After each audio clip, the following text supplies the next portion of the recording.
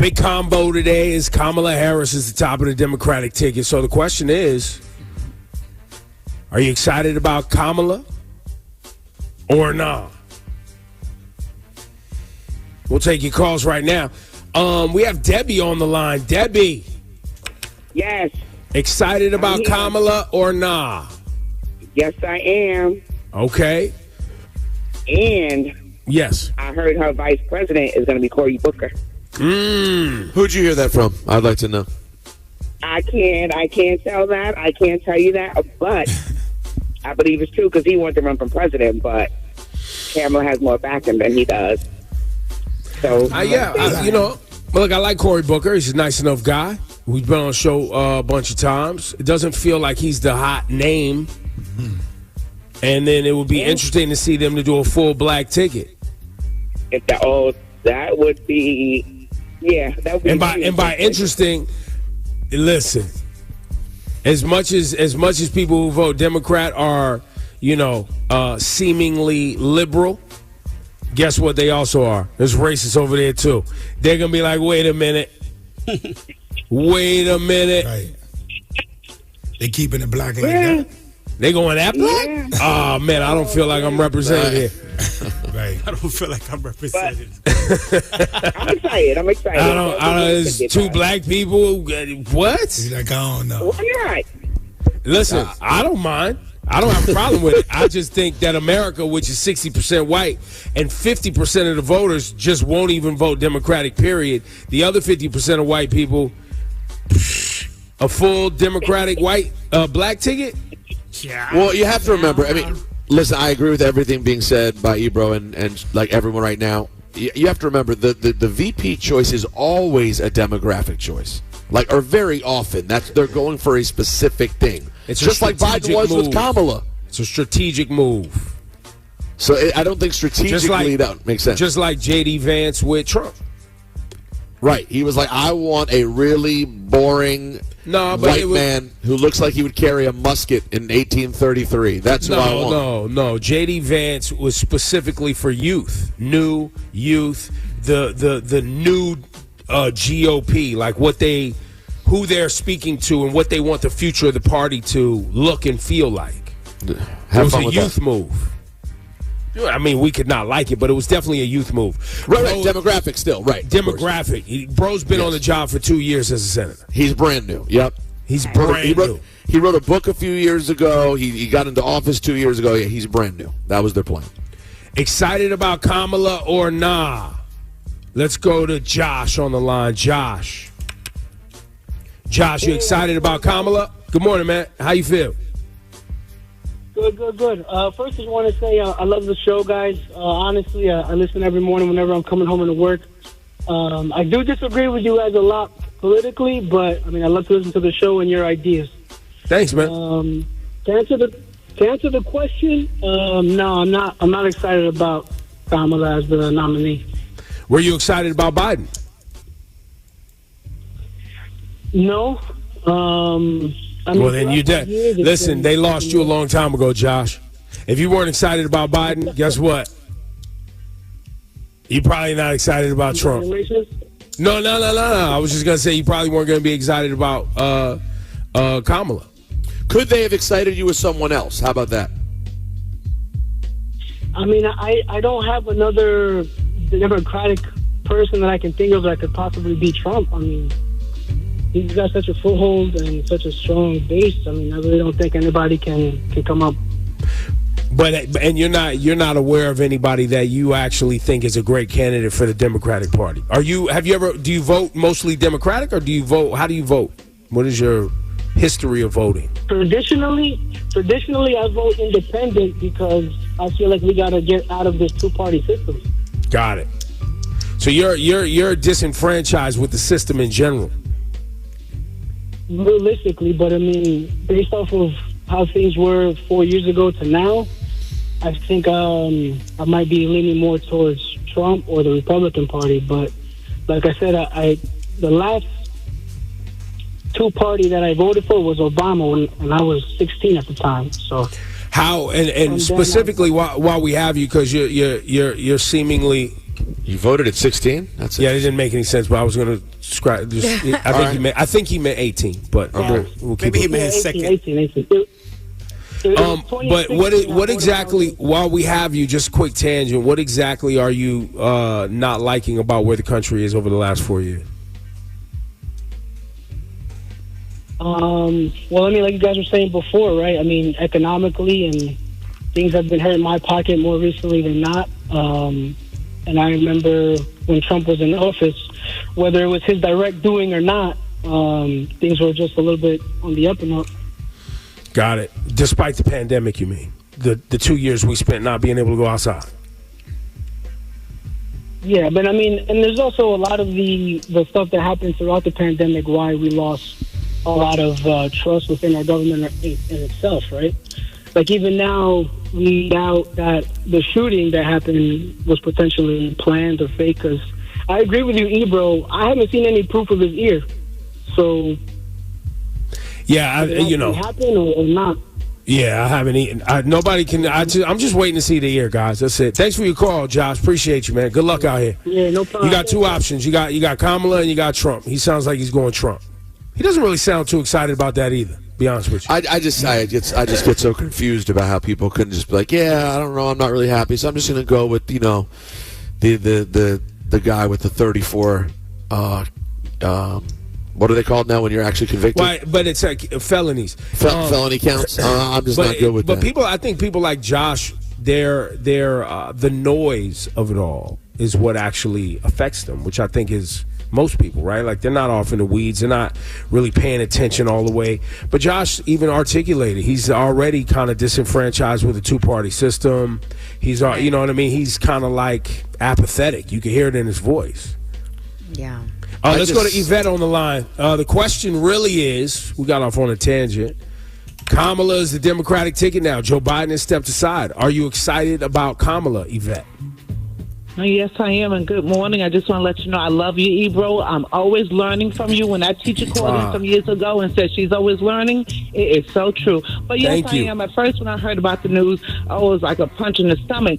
But when I heard this morning that Mark Cuban is supporting her, and she raised, I think, $50 million, yes, we got to do this. We got to do this because it is really critical.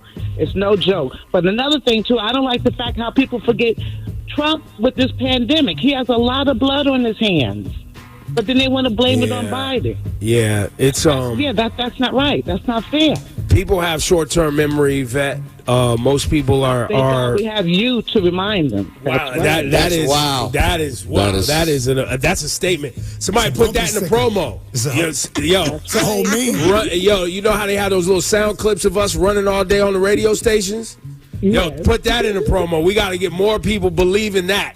You know what I mean? Yes. Thank you, Yvette. Mm-hmm. Got a nice little sound bite. Mm-hmm. That's right, no problem. Let's talk to Tamika. Yo, I didn't even have to spend any money for that piece. You know what I'm saying? That was she is on board with whatever you said. Thank you, Yvette. I need you. Keep me employed. Thank you so much. Thank God. Michelle, are you ready for Kamala? Are you excited?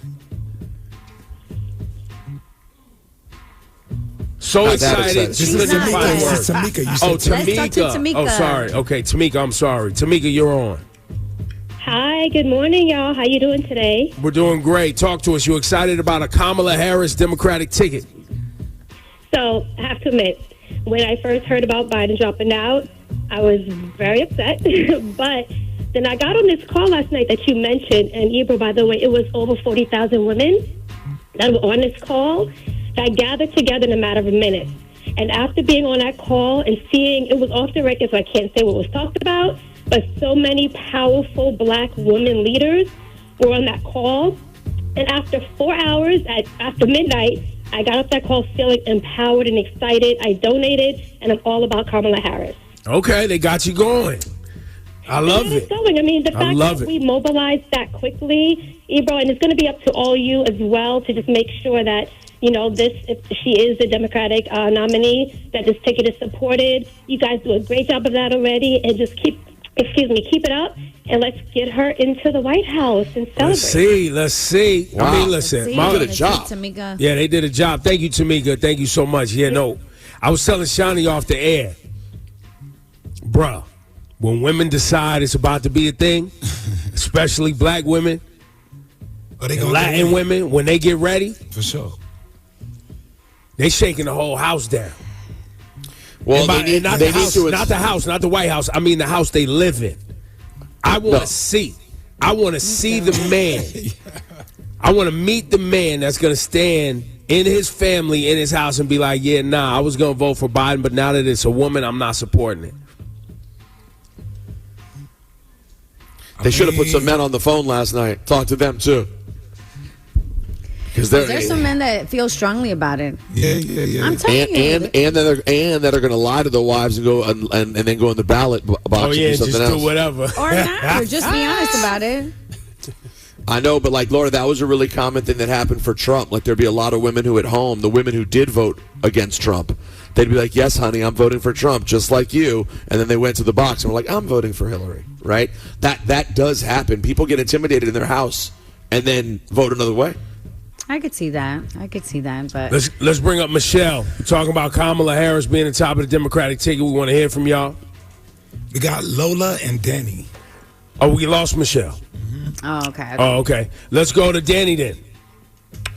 Hey, what's up? Hey, Danny, talk to us. You excited about Kamala Harris, the top of the Democratic ticket? Not at all. Absolutely not. I think that was a last-ditch effort. Just throw somebody up there. Black people are going to support her. That's just an obvious one. She's going to get the support from black people. But that was just something to throw in. There was no backup plan. That was just from the debate forward. And here we are. And I'll be honest with you, I've never voted Republican. But since they've been bringing Trump through trials and all that, it looked so nasty. It really did look so nasty when the other side was doing similar things. That, look, I voted for Obama, I voted for Biden, and today I like guns and I'm voting for Trump. That's how the hood feels too, bro. It's not just like white America. The hood feels that way too. I hear you. I don't take my political cues from quote the hood. Sorry. Right. I think the hood feels that way. I don't care. You don't have to take it from there. It's just a general statement. A lot of black people are voting for Trump. Well, I don't know. I think you guys just don't want. You guys were so supportive of the Democratic Party that I feel like you want to argue. I feel like you're trying to argue now, which makes me. Well, I'm just trying. I let you talk now. I'm trying to talk, and you just keep talking over me because I'm offended by the notion. Just so we're clear. I'm offended by the notion when somebody tells me or calls this show talking to us about, quote, the hood. The reason that offends me, just so we're clear on this moving forward, is because all black people don't live in, quote, the hood. That's offensive. And that's how that gets used. That's what people mean. And that's how I take it. It's like, why are you talking to me about the hood? I don't live in quote the hood. Like I don't go into the barbershop looking for how I'm going to cast my vote, or I don't go to hookah spots and clubs to have political dialogue with individuals. Like I just don't do that. But that's not what I'm saying. I'm saying the hood is also riding with Trump. Like I'm not trying to say just. I think the quote, since we're talking about quote the hood, I think there's people you hear from who are very loud, and then there's people you don't hear from. And I think the political opinions in many neighborhoods are very diverse. And so there probably are people who like Trump in, quote, the hood. But then there's probably people who don't. You know what I mean? And just like I think on any other side. So I agree with that. I do believe that, you know, if you haven't had faith in the political system or the legal system, and you feel like they specifically went after Trump because they wanted to get him out of the way, I see where you could come up with that claim. Unfortunately, he breaks a lot of laws, and so that's what I was. I mean, I don't know what to say. Him more of a person, though. But how? But ripping people off and committing sexual assault. Do it. But what do you mean? Who's they all? Who's all? Biden wasn't ripping people off. Sir, have you ever ripped? Sir, do you rip people off? If Have I you- could, I would. If I could get away with it, I would. Well, that was very telling. Well, this whole thing is very telling, bro. I mean- You found the candidate for you, sir. Yeah, that's it. Thank you very much. You're I think- okay with it. Yeah. There you go. There You found your guy. You found your guy. That's it, Johnny. That's it. If I There could, it I is. would. If I could, I would. Yo, That wasn't. You got. I was gonna ask him next about sexual assault. Like, have you ever committed sexual well, assault? if I could, I would. I mean, Well, because I can't relate to those things, unfortunately. I'm sorry. me neither. I I didn't get it. I don't go. Ooh, they broke laws. They're human. Like I don't. That my brain doesn't go that way. Yeah. no, it goes the exact opposite for me. My human brain goes to all the countless people over his 70 years running roughshod over the New York tri-state area.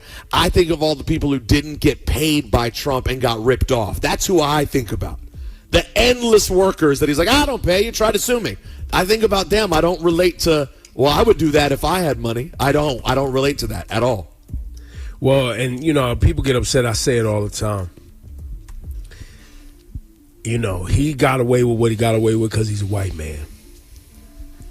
Sure.